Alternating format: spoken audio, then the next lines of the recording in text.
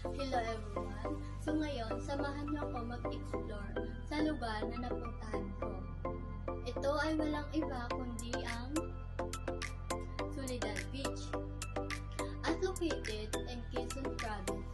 Sobrang ganda dito kasi mababaw lang siya at puro buhangin.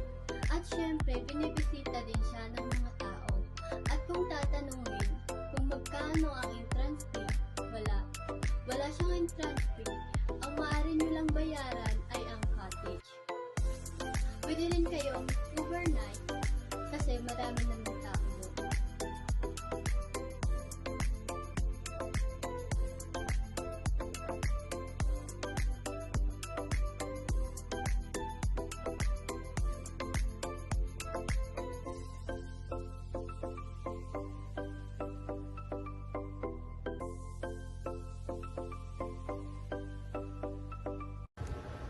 Hi, my name is Ashley Jane Mendez. Gusto kong i-share sa inyo ang lugar na napuntahan ko, which is Morong Bataan.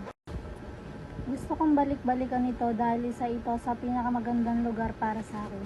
Kaya kung gusto niyo pumunta rito, puntahan niyo na rin. Go! They say the sun and I shine for all,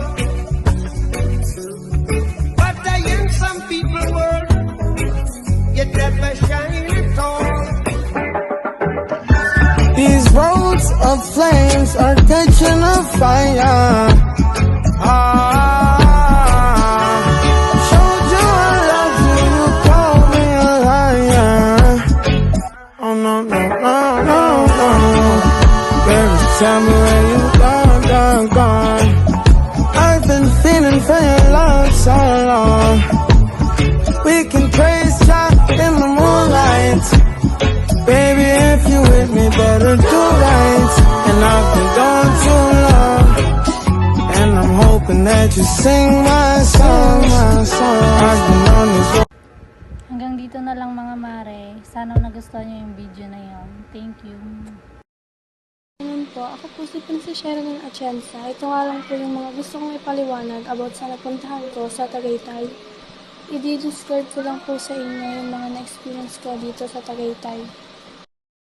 Ang nagustuhan ko dito sa Tagaytay is syempre yung ambience nila. Sobrang ganda ng paligid, sobrang linis, tsaka sobrang daming tao talagang pinupuntahan, tsaka marami kang pagkain na matitikman, iba't iba.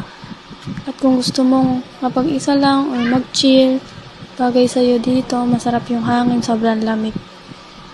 Maganda rin dito sa Tagaytay if may plano kayo ng family mo na magbakasyon or mag-chill lang, pwede dito kasama yung pamilya. Meron ding park sa Tagaytay na pwede mong pagtambayan pag bored ka, pag mag-isa ka lang, ganun. Yan lang po yung gusto kong i-share sa inyo about dito sa experience ko sa Tagaytay. Thank you po.